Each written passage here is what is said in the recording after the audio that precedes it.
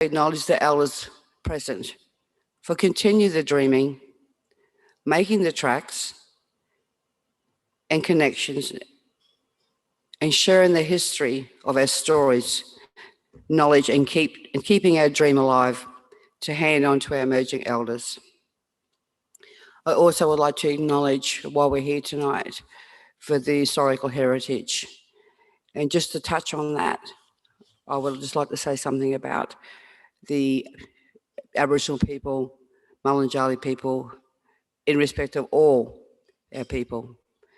The culture heritage is the legacy of our physical artefacts and the entangled attributes of a group society that is inherited from our past generation.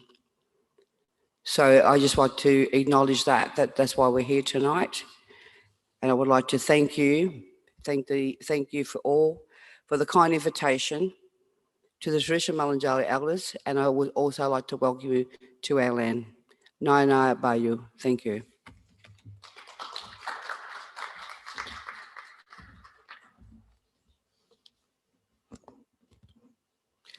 Thank you, Aunty Jerry. We do appreciate your involvement and certainly value and respect your wonderful welcome to country. First up tonight, we're diving straight into what the picture looks like for heritage today. After that, we'll have a break for dinner and then come back to participate in a kitchen table conversation that will be part of the development of the community and cultural strategy for the Scenic Rim. It gives me great pleasure to introduce the panel here tonight. Leisha Walker is a Training and Professional Development Program Officer at Museum and Galleries, Queensland. Welcome. Kerry Gambley from Haystack Mountain Hermits.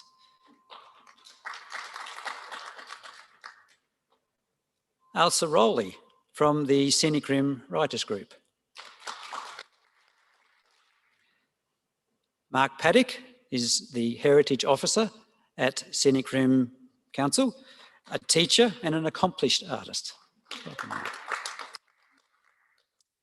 And Michelle Blair is the Regional Arts Service Network Officer for South West Queensland.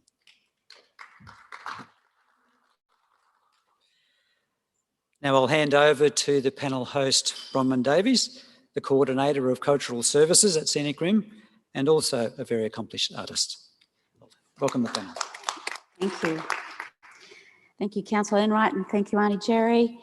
Heritage is defined as features belonging to the culture of a particular society, such as traditions, languages, or buildings that were created in the past and still have historical importance. Well, that's the definition.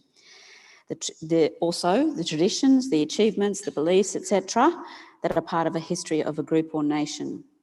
But I like this, which is a quote from the University of Massachusetts, their Centre for Heritage and Society, which says, heritage is, or should be, the subject of active public reflection, debate and discussion. What is worth saving? What can we or should we forget? What memories can we enjoy, regret or learn from? Who owns the past? And who is entitled to speak for past generations? Active public discussion about material and intangible heritage of individuals, groups, communities and nations is a valuable facet of public life in our multicultural world. Heritage is a contemporary activity with far-reaching effects. It can be an element of far-sighted urban and regional planning. It can be the platform for political recognition, a medium for intercultural dialogue, a means of ethical reflection, and the potential basis for local economic development. It is simultaneously local and particular and global and shared. Heritage is an essential part of the present we live in and the future we will build. I just thought that was really a beautiful way of expressing heritage. And the reason we're here today is to look at, what does this generation think of heritage and what can we do for it in the future? So tonight we're going to look at some different ways heritage is being recognised. And my first question, I'm going to ask each of the panel, And we might start with you, Auntie Jerry, because Auntie Jerry has just come onto this panel, so I'm just going to throw a few curveballs. Thank you. These are just a short, quick question, this first one. We have a checkered history, some things we are proud of and some things we're not proud of. How can we tell difficult stories in a sensitive way so there is healing? Answer that question is for our people. You know, it's been a long, like in a sensitive way about proving who they are as people. We were talking before about how because culturally, you know, our people were very quiet people and very sensitive, and just from my experience and coming back to my grandmother, my great-grandmother and her mother, so you know how sensitive it was for them, because back in the day, you know, they weren't allowed to walk in the main street. They had to come to the back road or walk on the track. So you talk about sensitivity and it's about belonging, and they did belong here. So I really think that a lot of stuff is sensitive growing up, like for them to live here and work hard and to prove who they were. And they're very, very humble and quiet people. And sensitivity would have played a big part of them, and it played a big part in our lives growing up as well. Thank you. Kerry, what about you? What do you think? How hard is it to tell difficult stories so there's healing? I think wearing my mother's and teacher's hat, I think the key to all of this is to start really early and to tell age-appropriate truths to children so that the healing can start from a very early age, and that truth can be told from a very early age, so that it's always more difficult to deal with big past histories and very sad stories as a big entity. However, if it's been chipped away at for many years, particularly when children, they understand so much more than we give them credit for, and if they are told the truth from the beginning, I think that's the start and that's the key to it. That's a good answer. Alicia, what about you? What do you think? I guess building on from that as well, going into museums and how they would represent this, I would definitely suggest to start with a lot of research, following on from these lovely ladies. Definitely engaging the community during the exhibition planning so that you have these conversations happening, but then also presenting the display in a way that the visitor actually finds it accessible, help them relate to the actual stories as well, so they connect in a deeper way. It's not just, here's a story, okay, great, see ya, that's fun. Actually help them connect to it. That's an interesting, we were talking a little bit about that from a previous exhibition today, and there was a reaction and somebody laughed at something in the exhibition and they didn't fully understand it. So I think that's something that we didn't do enough of to help them to get the full understanding. Luckily, we had a very good staff member who was able to point that out. Elsa, what about you? What do you think? You know, when you've worked on some projects which have been difficult, had difficult stories. Do you want to talk about what you think is important? Yes, I'd like to, actually. I don't think a difficult story can be told just in one big chunk. I think it's, as you say, it requires a lot of research first and a lot of community consultation and providing a platform. And I base that really on when we had the South Sea Island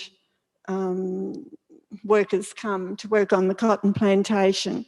And that was a difficult truth because we had 3 different cultures that had to come together to come to some sort of an agreement to begin the first step. And I think, you know, when I say one big chunk, I think if you do that, it divides the community straight away in how they feel about that particular truth.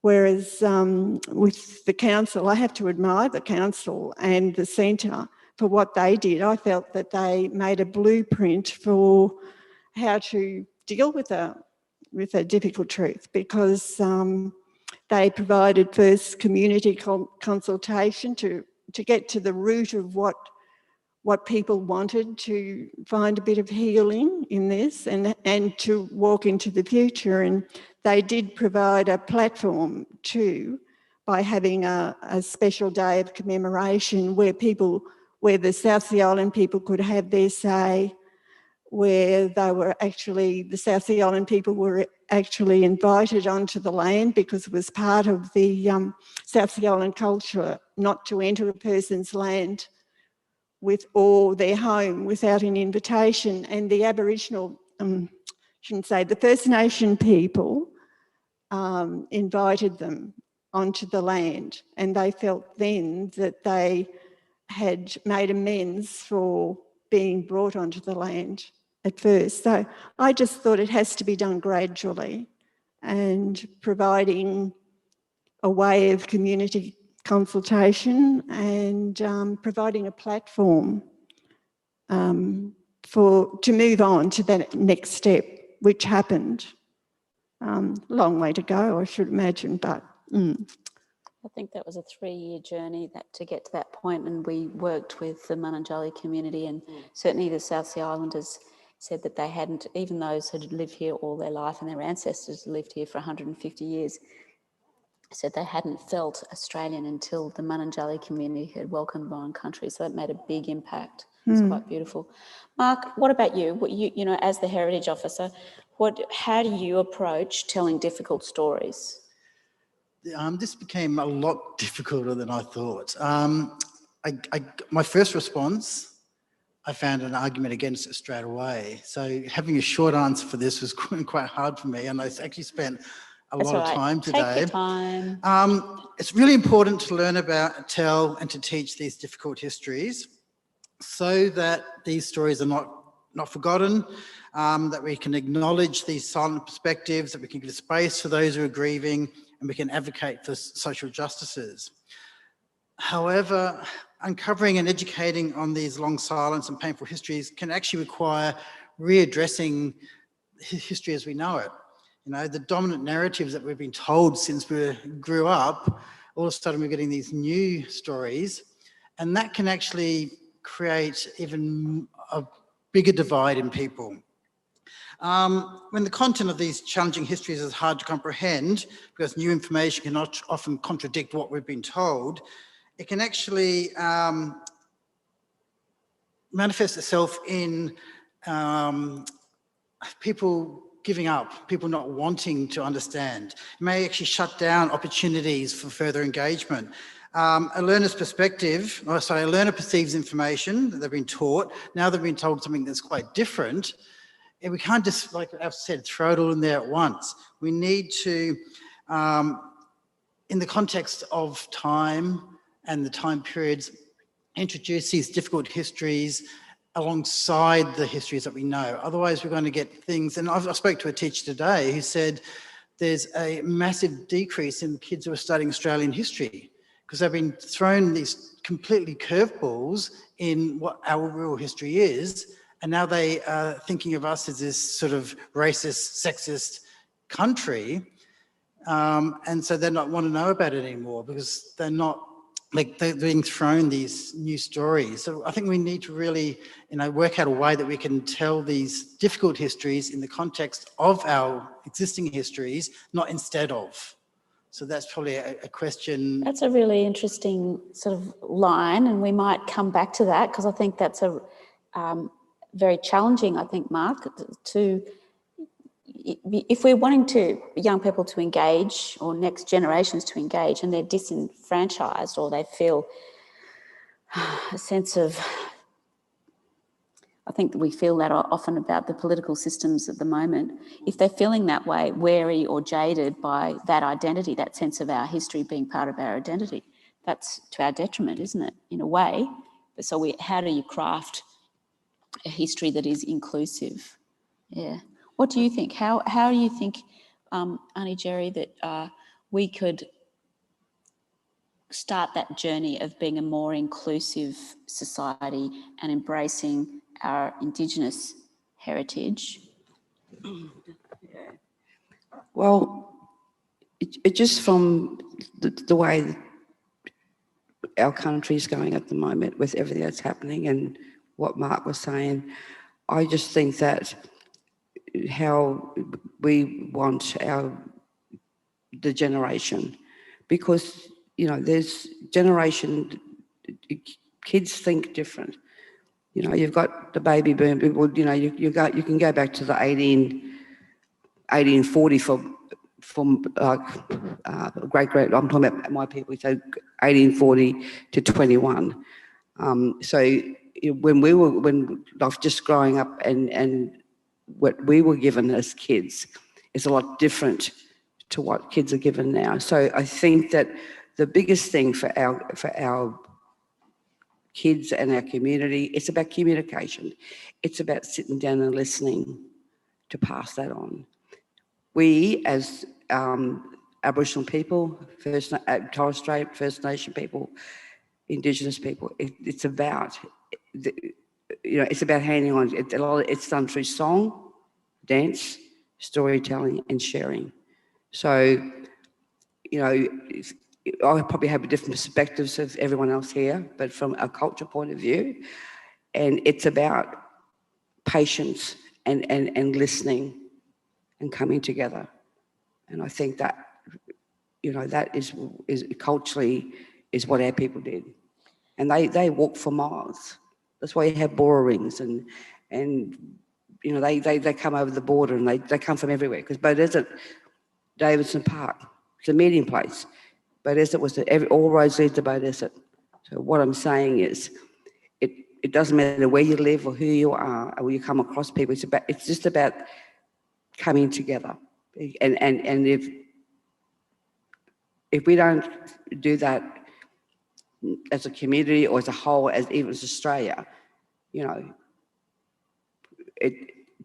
that for me is how I feel within my heart about, you know, I've got great-grandchildren, I've got grandchildren, and so does, you know, in my family, in the generation. So it's just about that handing down and passing that on, passing that spiritual connection, passing whatever that people have to give. It doesn't matter who you are, but it's just that passing on. I wonder whether there's in our systems, whether we design something where there is that space, because we live hectic lives, and the school curriculum and our businesses and our societies and our organisations are fairly hectic. Do we have that time and space for that deep listening and that connecting?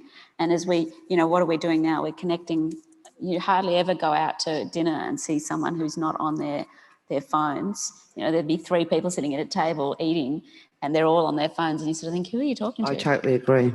So it's bizarre. We live in really strange times, isn't it? I've got a granddaughter, and I think she's got I call it an earlobe, because she just leaves it there, or a hand. But it's true.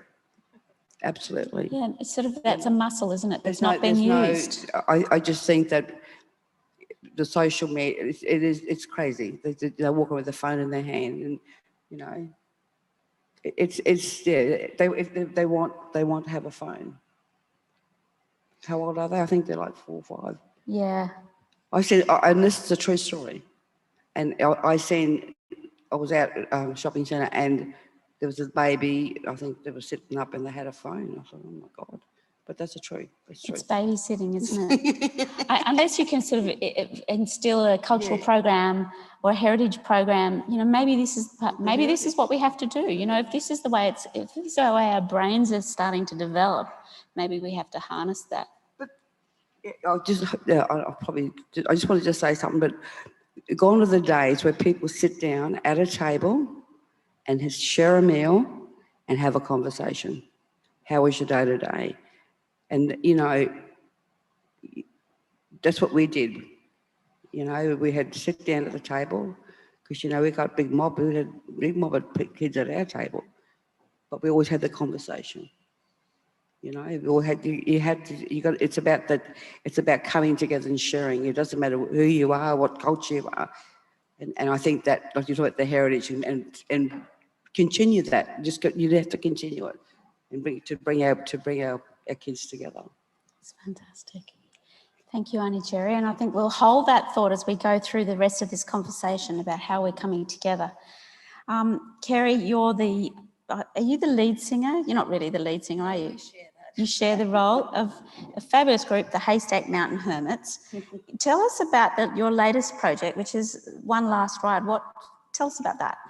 Yeah, well, One Last Ride is a heritage project, and it came about through a song that I had started to write, and suddenly thought that perhaps we could use the song for, well, being more than a song, really. And it was not my story to tell, in the respect that it was an Australian story.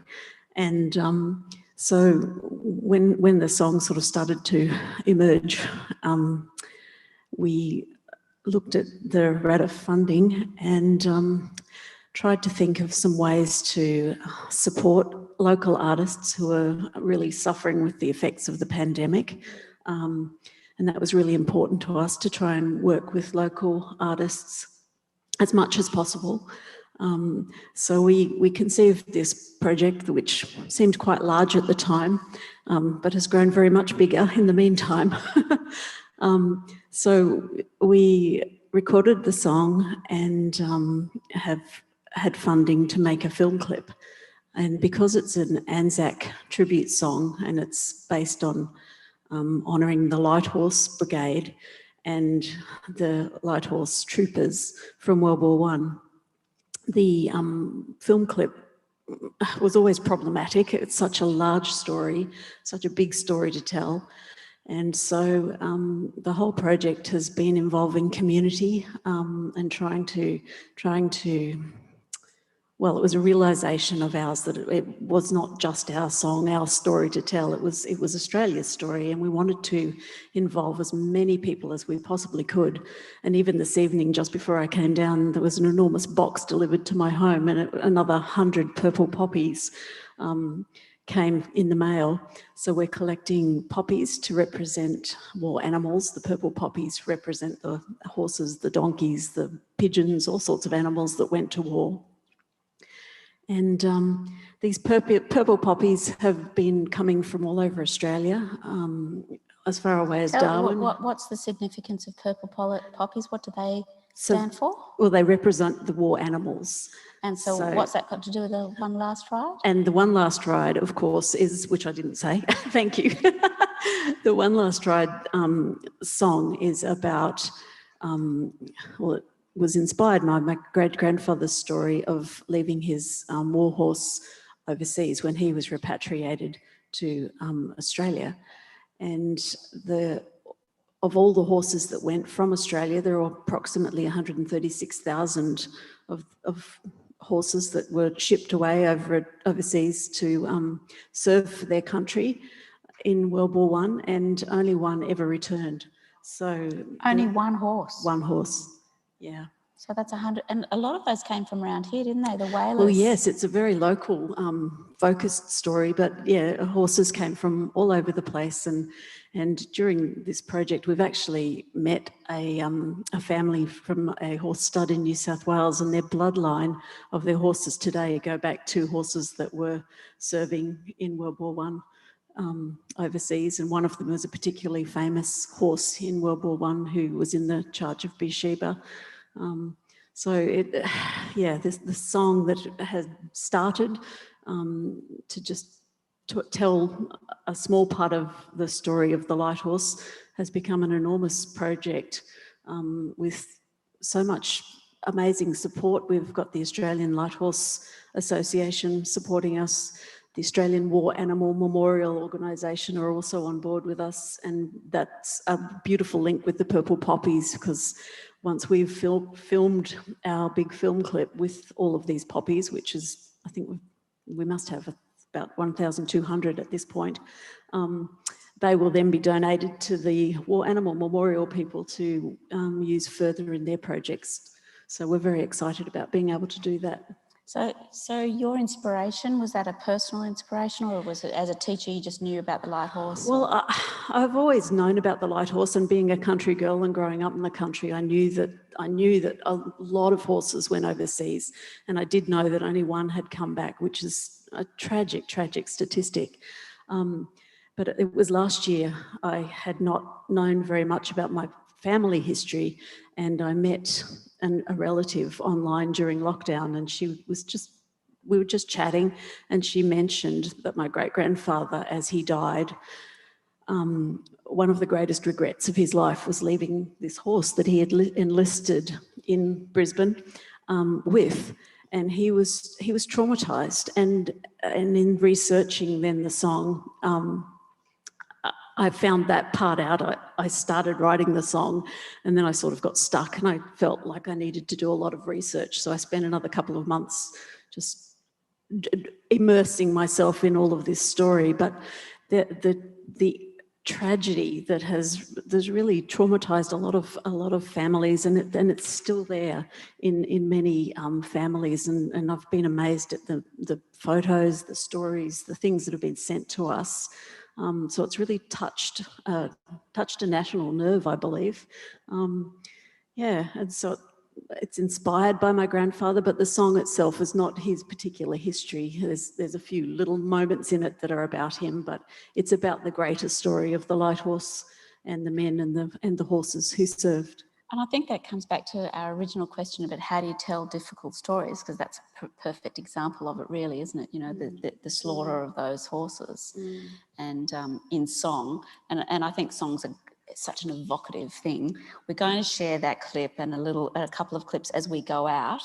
But look out, how can people find out, how can they find information about the Haystack Mountain Hermits? Well, and we've song? established a specific website with this film clip so that people can easily find out what they need to know. So that's at www.onelastride.com.au, and that's specifically for the film clip. And our band website, Haystack Mountain Hermits, on Facebook or Instagram. We keep that updated with the project as well. So it's still going? Yes. And are you still looking for people to sign up for that? Absolutely. We're still collecting purple poppies. As I said, a huge box arrived this evening. We're still looking for people to be in the film clip when we are able to do that. We've been shut down several times, well, more than several times now with COVID.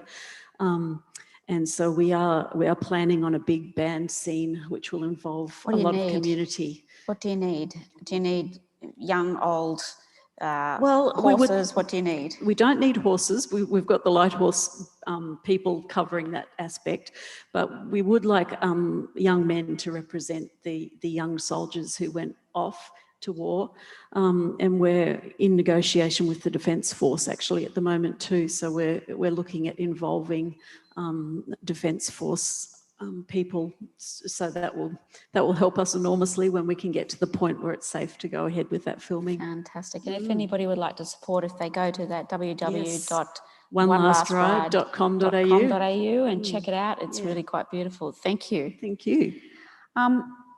Okay, so my next questions are for Alicia. You know, working in the museum and gallery sector, tell us a bit about what Museum and Galleries Queensland does across this state. Sure. I'll see if I can summarise it without being too lengthy. The short version, we do a range of programs and services which cover sector development, like an annual awards program, our Gallery and Museum Achievement Awards, exhibition development and touring, information and communication, and a lot of referrals, that's for sure, and training and professional development, which is what I do. And that entails organising a lot of workshops, seminars, conferences, but really for staff and volunteers of museums and galleries throughout the state. It covers so many different topics. It's amazing what I've learned over the years. And we also run a standards review program. So that's a year-long program that supports museums and galleries to do a process of self-review and external review as well. So I was going to say, you know, having that overview of the whole state and I guess, the condition of our local museums and the state of the status of heritage. What do you think? What do you think are the opportunities or the threats to local collections? Because I mean, we've got some amazing things. Elsa will tell you about the glass beads we have from the South Sea Islanders in the collection, which I think must be quite invaluable. What do you think is what can local museums be thinking about doing to you know, I don't know, shore up the tide, some metaphor?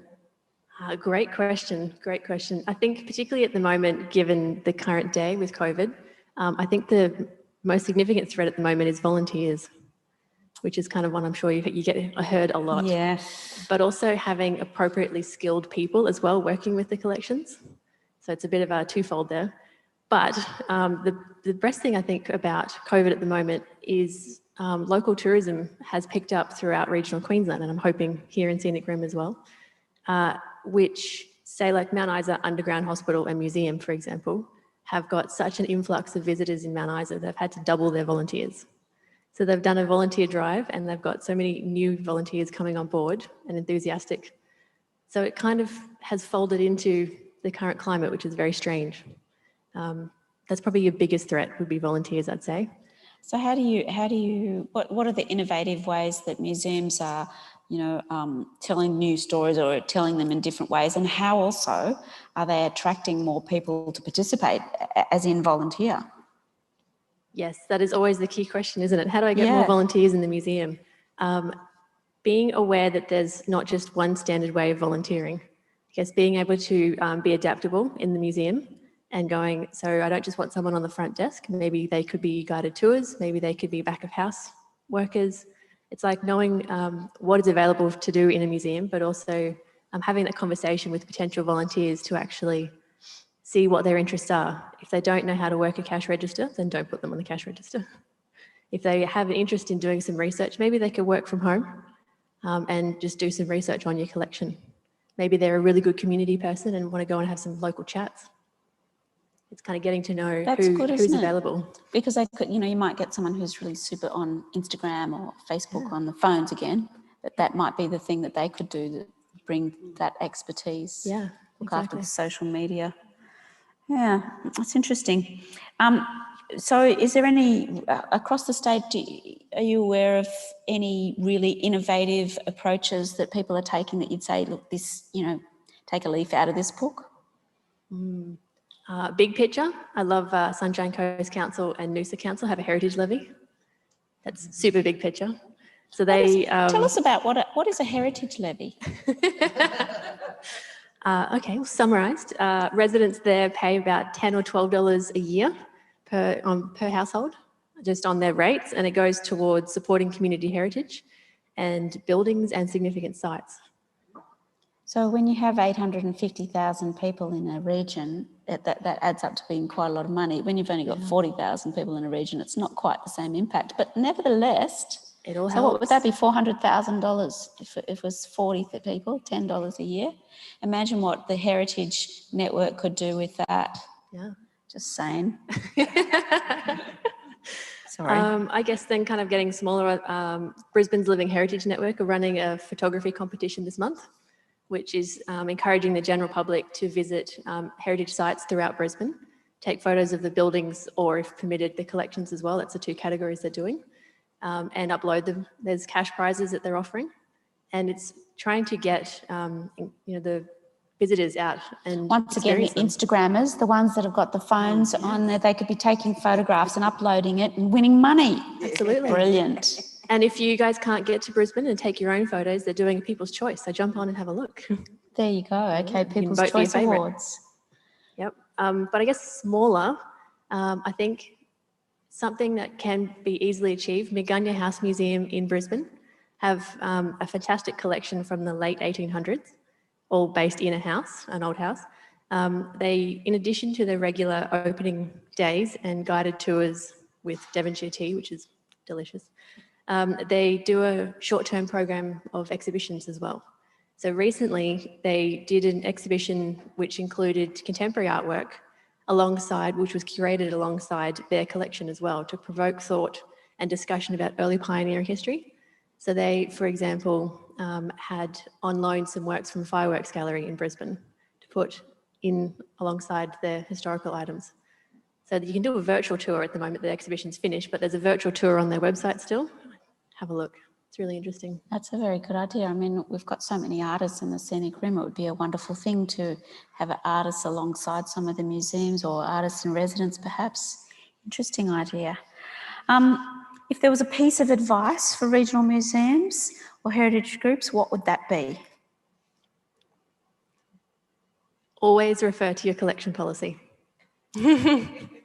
Spoken like a person working behind the scenes. Don't accept everything that you're offered. You know that you can say no to some donations. Just always refer back to that collection policy and make sure it fits in with what you are to be displaying and accepting. That's so true, isn't it? Because I remember hearing one of the heritage groups saying that they got, they're on the route to the tip. And so people would go, oh, they might need this. I can't let go of it. So they drop it off there, and then they couldn't say no. So. Yes, when they say it was either you or the tip, you're like, well, thank you very much, but maybe take it to the tip. Yeah, that's tricky. Maybe after some research first, though. That's tricky. Thanks, Felicia. That's great. Mark, Ailsa, you're a local community, you're part of a local community writing group. How is it to work on a collaboration about a theme with other writers? Well, I love it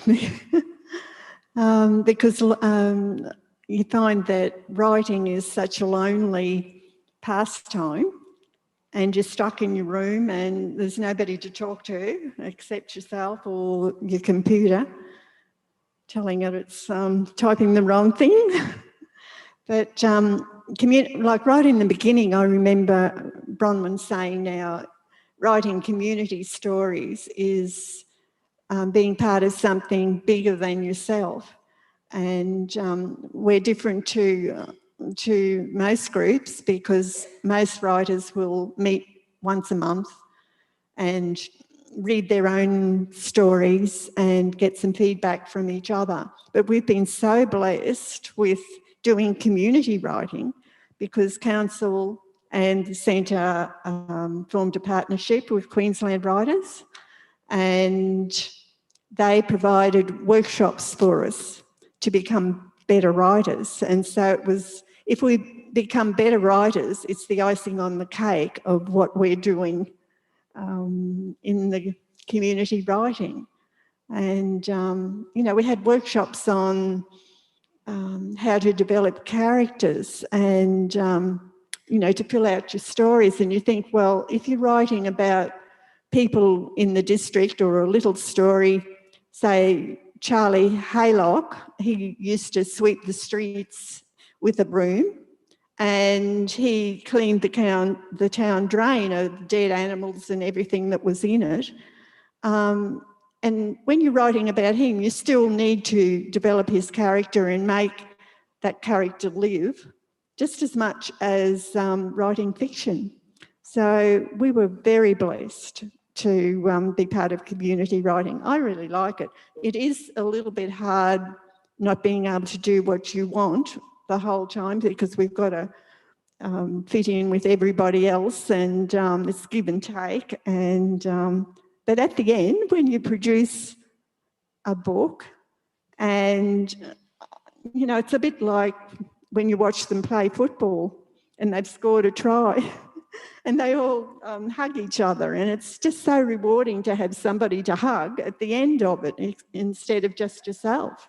So I love it. So do you want to tell us about the books that the group has put together? Yes, we've done three books. The first one was the war stories, and the second one was Word on the Street, but they're all they're about, the names of streets or things that happened in the street or about people. I think it's adding to the culture and the heritage of the district by writing about little things that happen. And your latest one? The last one was Mystery, Murder and Mayhem, which was a little different I think a lot of us went for not so much the murder, but the mayhem and the mystery.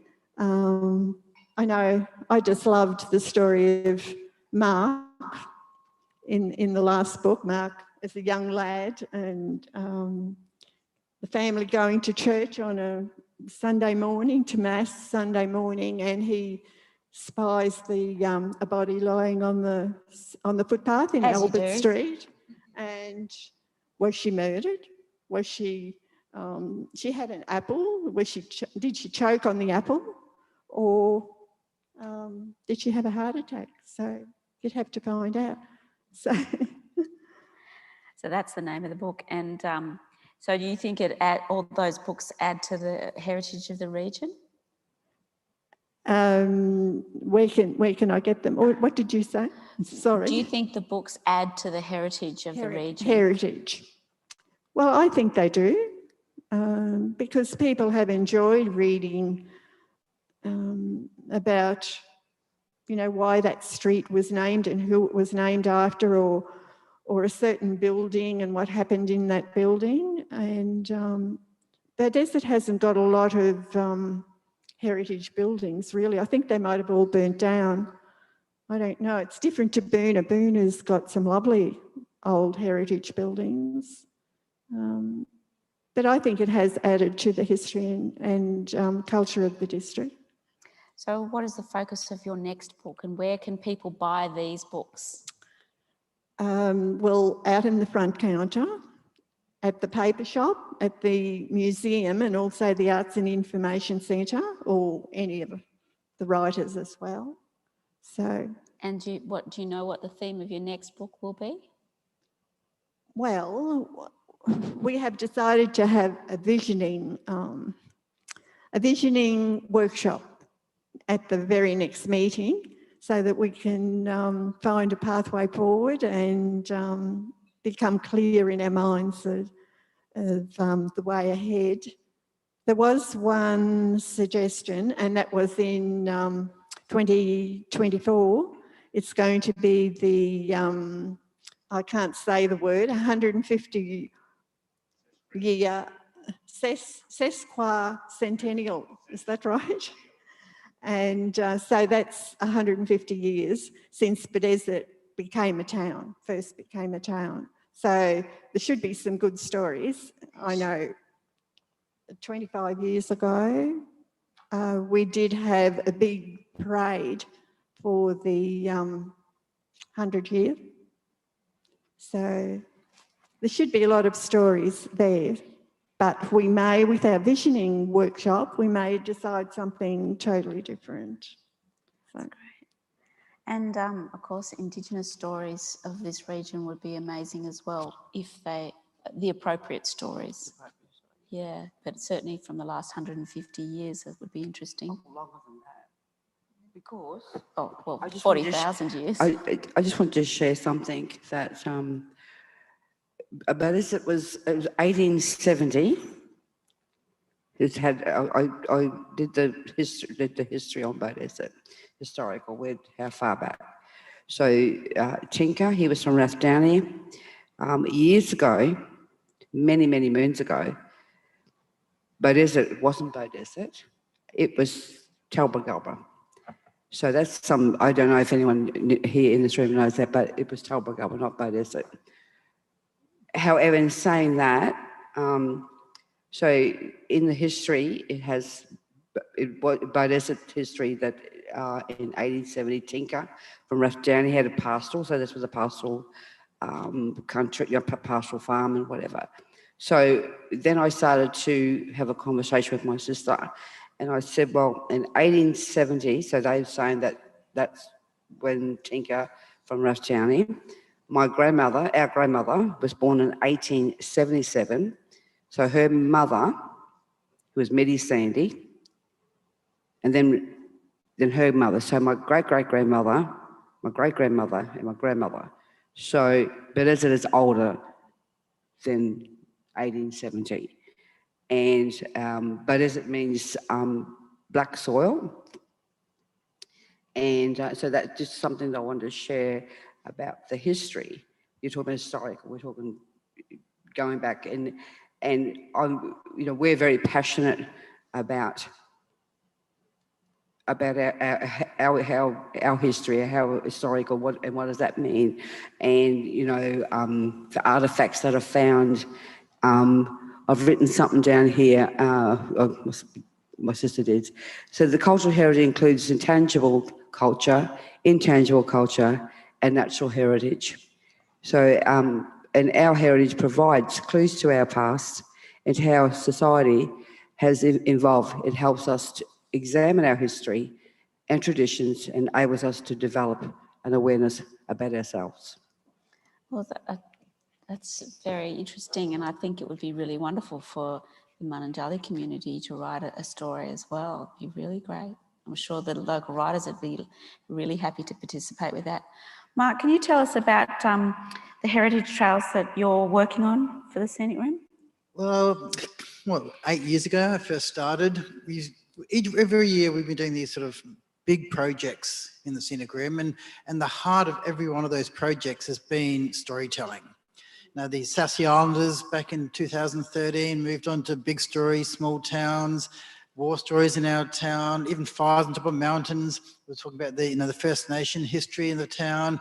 All our Vibrant Towns and Villages projects we've been doing in Gallery Walk and Tambourine, Boona and Beaudesert, the heart of a lot of those have been storytelling. So we had a mass of stories that every year we sort of collected, but did nothing with. So last year with COVID, we were stuck in our offices quite a bit.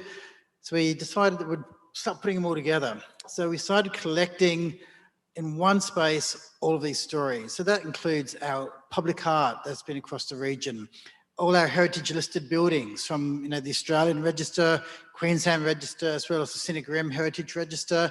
There's 100 plus of those that we've included. Places of interest, even plaques, those rocks that you see on the side of the road with a bronze plaque on them. I've collected the location of all of those, all the stories that the Scenic Room Writers Group have written, other writers have written, and all of a sudden we had sort of close to 1,000 stories. So Bronwyn and I, we discussed, that's what Scenic Room is about. Yes, it's a beautiful environment, but it's this heritage of our region which is going to draw people out here. I was living at Boona at the time, and Boona is just this beautiful little snapshot of history. The main street.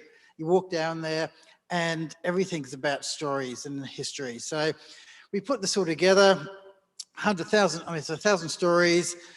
Now the process is each of those stories we need to document. We need a photograph, a current photograph. We need historical photographs. We need the stories. We need the stories to be edited. We need the stories to be fact-checked. We need some stories to be written. So over the last year, what I've been doing is taking that 1,000 stories and slowly building up a monstrous database, which crashes computers every time you open it, of all these stories, all these photographs, all these histories of the Scenic Rim. And the idea is that these will form a trail in individual towns as well as across the Scenic Rim.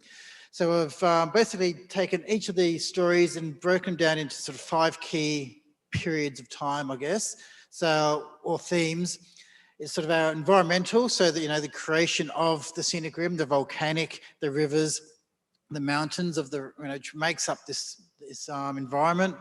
The First Nation stories, the pioneer stories, the early settlers, the explorers.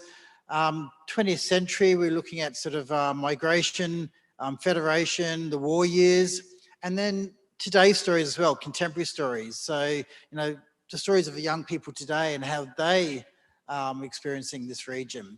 So all those 1,000 stories are now based on one of those 5 key themes, and those 5 key themes are going to form an online trails website. So the idea is, I'm going to Boona for the weekend. I love public art. I love rail history. I love maybe First Nation history. I type this into the database and it'll bring up a list of all the places where you're going that has those histories. So one, they can just do a self-managed trail where they can on the website find out where all these places are, stop for a coffee, stop for a meal. Down the track, we hope to make that a bit more with sort of augmented reality, where they can sort of walk to a particular location and using their smartphone. Their smartphones again, you see. Smartphones. Hearing an auntie tell us a story, hearing a young person reenact a story, find a video of the last ride, and we can connect these stories digitally to all this other information, linking them to to museums, linking them to other parts of the scenic rim. That's online, and we also want to then take that into a physical trail as well. So each of these locations will have a marker. Now that marker could be a physical freestanding sculptural piece, which will have a plaque, story, photograph, QR code on it, where you can actually, at the site of that sort of heritage building or that fantastic story from a book, you can learn more about it. It could be a wall-mounted one where on a building there'll be a small sort of marker with a plaque on it again that tells you the history of that building.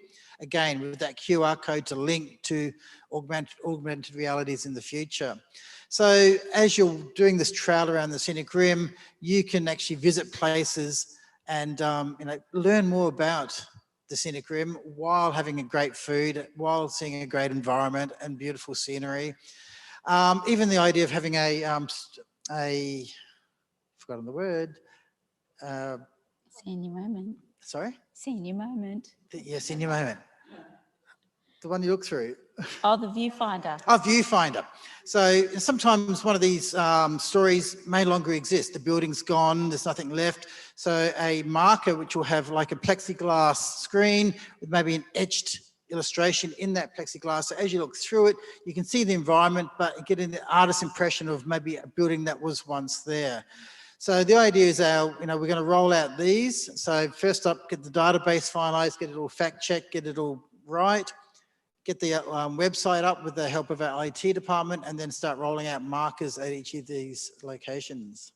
I think it's such a beautiful way of telling stories. And I think in terms of Indigenous stories, I just want to reassure people that those stories will be developed with the community and they'll be the appropriate stories for telling. Stories are not, sometimes they're loaded with lots of cultural meaning that we don't feel is appropriate for others. So it will be the stories, you might tell a story about your grandmother or something like that that's about that time or your memories of a place. So we'll be very respectful of that and work with the local community, because I think we as from a Western culture have to understand there's a different sense around story. It's not like reading Cinderella or something like that. Yeah, so totally appreciate that. Mark, how do you think is the best way for anyone who might be listening out there or anyone in the Scenic Room, how could they get involved with this project? I guess at this stage, just contacting me, and then, you can provide that information. We're working with the Scenic Room Writers Group, as well as all the museums, to then look at the information that's coming through. Obviously, like I said, we have different histories. Everyone has an interpretation of it. What we put out there, we need to make sure is correct. And do you need volunteers to help? I'd love volunteers to help. Mark Paddock is his name, Ring Council. I'm sure yes, there's anyone listening. It's a lot. And like, this is only the stories we've collected. We haven't even asked the community for stories yet. There's, probably another 1,000 of those out there that could come in. This is such a wealth of stories in this area. So bringing me stories, helping me. I got a gentleman in Harrisville the other day bought a shop, and in that shop there was a laminated poster on the wall that Patrick Rafter, the tennis player's parents, used to own that shop, and so he sent that through. Just so now we can add that to our database as well. So yeah, send them through. We can just add them. Give Elsa and her team even more to look at. I think that goes back to what we've been saying, is that, how do you tell difficult stories or stories that are important, and how do we shape the world by telling stories and by coming together? And this is a way that we can add something to that conversation. So I'd like to finish, before we go to the video clip. We might just ask everybody on the panel a question, which I think brings all this stuff together, which is, why is heritage important, and what do you do how do you define, what do you include in that heritage? But why is it important? Mark, do you want to? I'm going to come from almost a council perspective on this. Heritage it's been a proven source for local economies, for tourism. People come out here for our heritage. They come out here, they spend their money at our shops. So it's great for our tourism. It's great for us getting investment. All our Vibrant Towns and Villages projects we've been doing, because the heart of those projects has been heritage, we've got funding from state and federal governments, because that's what draws the people in to activate those spaces. They want to know about the stories of the area. So it actually helps us getting investment. People are proud of our history. You know, it adds character, adds distinctiveness to our towns. Heritage is fundamental in creating a sense of place. So communities love their local history, so they love telling their local stories. Heritage buildings just add to our sort of revitalisation projects, helps to, you know, with our environment, to reuse rather than just knock down and build a new building, add character to our precinct, increase community values. You know, we feel included when we have a story that connects us all. So instead of this sort of stark, boring, you know, developments that we're sort of getting in some of these sort of Brisbane suburbs, having that heritage and that sort of character brings us together.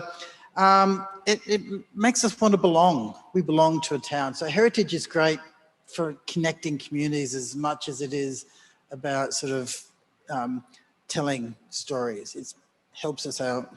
Thanks, Mark. Elsa, what do you think? Why is heritage important? Well, I think by preserving it, it helps us to discover, well, we do discover more about the place where we live, but we also discover more about ourselves, I think. Because they say, I have heard them say that we're made up of everything that we've heard, that we've read, that makes up, it forms our opinion of things. And by reading more about the heritage and of the district and the history of the district, it makes us more to understand better what this place was like before, how it's changed over the years, and will it make a complete turn and go back to how it was. Yeah, it does help us discover more about ourselves. And can I just have another couple of quotes about it? Tim Winton said that the past is not behind us, it's in us.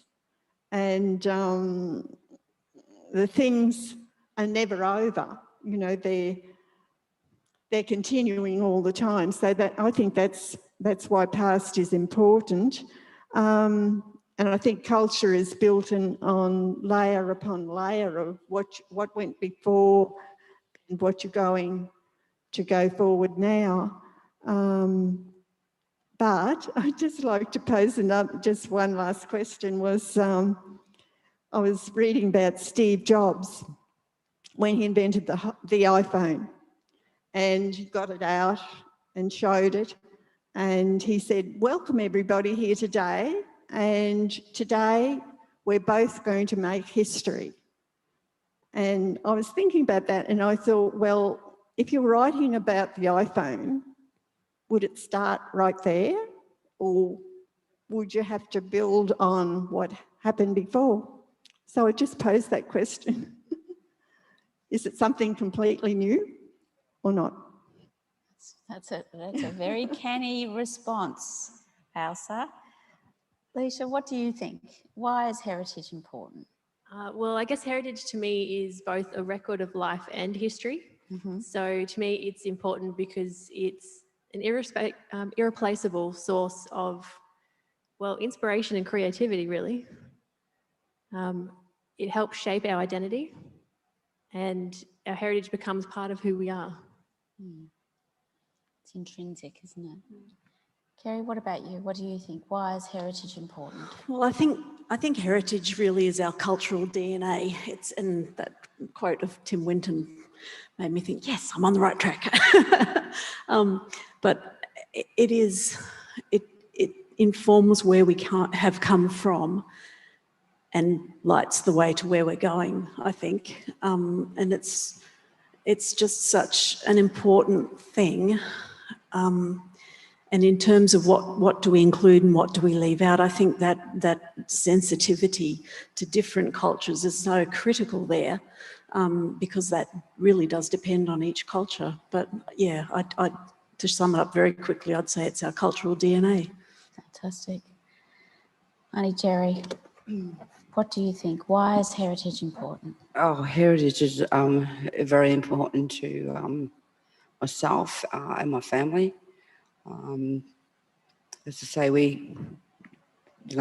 growing up as a kid and seeing my grandmother, my mother, my father, my aunties, uncles working the land, and it's about keeping the culture alive and what is said about your DNA and where you belong and who you are. And I just think that's what heritage. I'm very passionate about heritage and always looking for more information and keeping it alive that you can hand it down and just keep it like with our emerging elders and their kids growing up and our families. So I think it's just important. I think heritage is important to the culture. Fantastic. Well, I'd like to thank our panel tonight. Mark, Ailsa, Leisha, Kerry and Auntie Jerry. Fantastic, great conversation.